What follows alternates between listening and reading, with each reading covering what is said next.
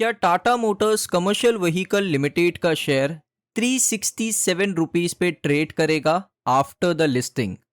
दोस्तों यहां पर काफी लोग के सवाल हैं कि टाटा मोटर्स का जो कमर्शियल व्हीकल सेगमेंट वाला बिजनेस है, जो मार्केट के अंदर इसी महीने नवंबर के महीने में आपको लिस्ट होता हुआ देखने को मिलने वाला है, उसका शेयर प्राइस का टारगेट क्या हो सकता है? 367, 400, 450, क्या टारगेट प्राइस हो सकता है, इस वीडियो में जानेंगे। लेकिन दोस्तों यहां पर सबसे पहले मैं आपको बता दूं कि एक नोटिस आया है Tata Motors passenger vehicle limited को लेकर। नोटिस क्या आया है वो ध्यान से देखिए। कंपनी ने अनाउंस किया है कि उसके क्वार्टर 1 के रिजल्ट की डेट आप देख सकते हो। कंपनी ने कहा कि फ्राइडे को यहां पर यानी 14 नवंबर 2025 को कंपनी अपने क्वार्टर 1 के रिजल्ट, नहीं दोस्तों क्वार्टर 2 के, क्योंकि क्वार्टर 1 तो ऑलरेडी हो चुका है, क्वार्टर 2 के रिजल्ट यहां पर कंपनी अनाउंस करने वाली है 14 नवंबर 2025 को। अभी दोस्तों बहुत टाइम है, ऑलमोस्ट यहां पर 9 दिनों का समय बचा है। 9 दिनों के बाद आपको 14 नवंबर 2025 को कंपनी के क्वार्टर 2 के रिजल्ट यहां पर देखने को मिलेंगे। काफी लोग का सवाल है कि यहां पर जो ट्रेडिंग विंडो है उसको बंद कर दिया गया है। बिल्कुल आपने सही सुना, ट्रेडिंग विंडो को यहां पर बंद कर दिया गया था 24 सितंबर 2025 से। और ये ट्रेडिंग विंडो कब खुलेगा? जब कंपनी अपने रिजल्ट को 14 नवंबर को अनाउंस करेगी, उसके 48 घंटे के बाद आपको यहां पर ट्रेडिंग विंडो रीओपन होता हुआ देखने को मिलेगा, जो एम्प्लॉयज के लिए होता है। अब दोस्तों यहां पर काफी लोग का सवाल है कि क्या डिविडेंड मिलेगा? तो देखिए मैं आपको बता दूं, डिविडेंड का कोई भी अनाउंसमेंट कंपनी ने नहीं किया है, और वैसे भी कंपनी क्वार्टर 2 के अंदर डिविडेंड प्रोवाइड नहीं करती है। अगर आप इनका हिस्ट्री देखोगे डिविडेंड का, तो आपको देखने को मिलेगा कि कंपनी हमेशा ये कोशिश करती है कि क्वार्टर 1 में डिविडेंड प्रोवाइड कर दे। एक फाइनल डिविडेंड कंपनी हमेशा प्रोवाइड करती है क्वार्टर 1 में। हाँ, कभी कंपनी का मन करे तो फाइनल डिविडेंड 3 रुपए का देती है और एक स्पेशल डिविडेंड उसी क्वार्टर में 3 रुपए का दे देती है। लेकिन 6 रुपए का फाइनल डिविडेंड आपको मिलता है, जो कि आपको इसी क्वार्टर 1 में देखने को मिला था। 6 रुपए का डिविडेंड, उससे पहले 2 रुपए, 4 रुपए, कभी 20 रुपए। कंपनी के ऊपर डिपेंड करता है। 15 रुपए भी डिविडेंड दिया है। यहाँ पर डिविडेंड आपको हमेशा कंपनी कोशिश करती है कि क्वार्टर 1 में ही प्रोवाइड कर दिया जाए। डिविडेंड जो मिलता है वो आपको क्वार्टर 1 में मिलता है। अब बात करेंगे आपके सबसे बड़े सवाल के जवाब के ऊपर, क्या यहां पर टाटा मोटर्स लिमिटेड यानी कमर्शियल व्हीकल सेगमेंट वाला बिजनेस 367 रुपीज पे मार्केट में लिस्ट हो सकता है या नहीं, उसके ऊपर बात करते हैं। सबसे पहले लॉजिक आप समझिए बात का। यहां पर आप देखिए, आपका जो टाटा मोटर्स लिमिटेड था वो कितने रुपए पर काम कर रहा था रिकॉर्ड डेट से पहले? आंसर आएगा सर 660 रुपए पर, 660 रुपीज पर काम कर रहा था, है ना। 660 रुपए पर आपको काम करता हुआ देखने को मिला। उसके बाद 14 अक्टूबर को क्या हुआ? डीमर्जर हो गया, स्प्लिट हो गया। स्प्लिट के अंदर आपको क्या देखने को मिला? एक पैसेंजर व्हीकल की कंपनी जो है, जो अभी मार्केट के अंदर लिस्ट है, पैसेंजर व्हीकल कंपनी, ये आपको कितने रुपए पर देखने को मिला? ये आपको देखने को मिला 400 रुपए के करीब, है ना। 400 रुपए पर देखने को मिला। अगर आप इसमें से 400 माइनस करोगे, आंसर आएगा 260। तो एक रिमेन जो सेम वैल्यू है वो रहने वाला है 260। अब इसके ऊपर जो भी लिस्टिंग गेन मिले, जो भी प्रीमियम मिले, वो आपके लिए रिवॉर्ड है। 260 रुपए पे लिस्ट हो रहा है, ये सबसे बड़ी अच्छी बात है।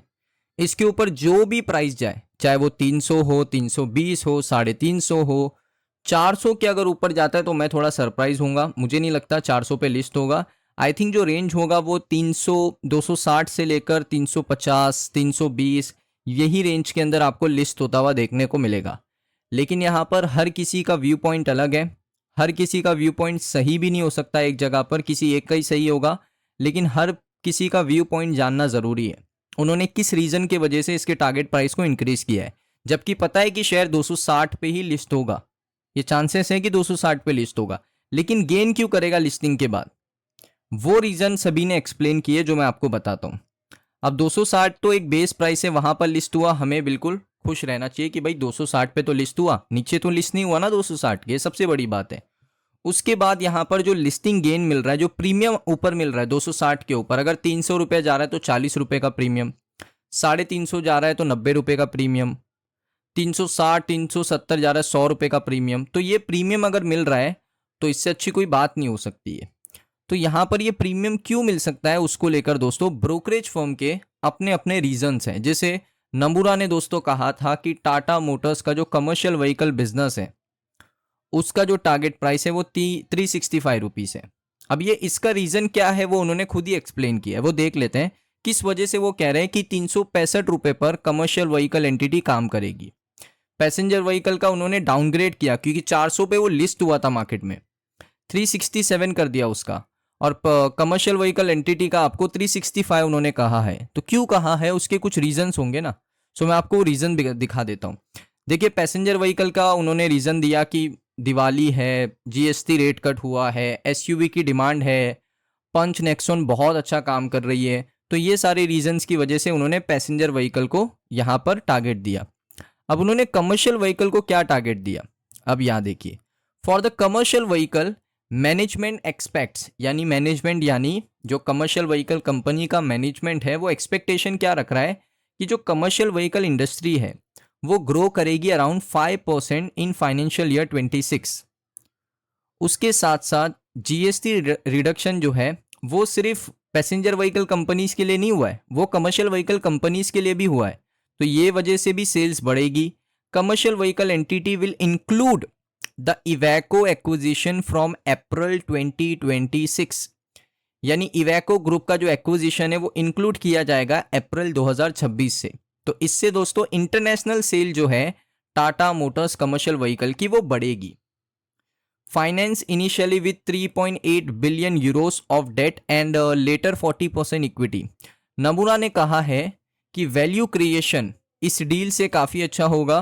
Company 5% revenue compound annual growth rate CAGR यानी 5% का CAGR आपको देखने को मिलेगा कमर्शियल व्हीकल बिजनेस का। एबिटा मार्जिन 5.4% से 7.5% इंप्रूव किया जाएगा।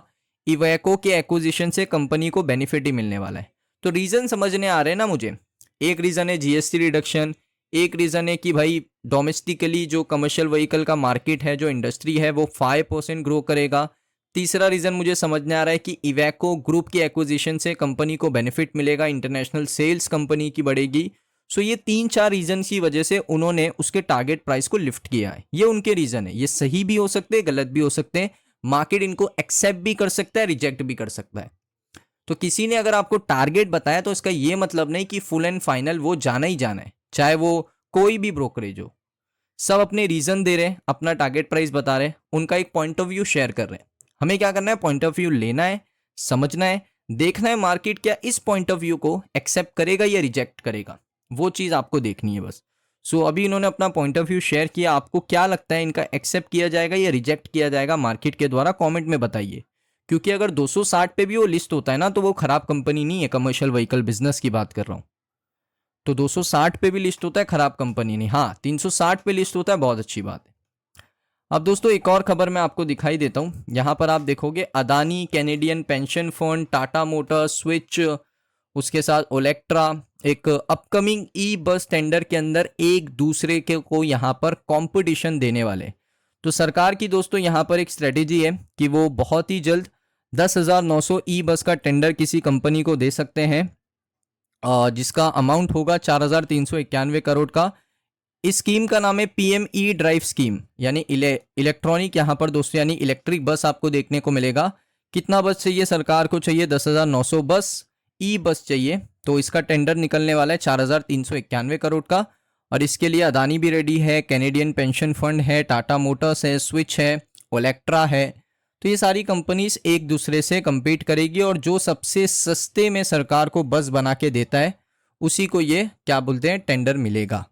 सो दोस्तों आपकी क्या राय है, कमेंट सेक्शन में बताइए। अब दोस्तों इस वीडियो को यहीं पर वाइंड अप करता हूं। अगर आपको ये वीडियो अच्छा लगा, वीडियो को लाइक करें, चैनल पे पहली बार आए हो सब्सक्राइब कर लो। मिलता हूं मैं आप सभी लोगों को नेक्स्ट वीडियो के अंदर।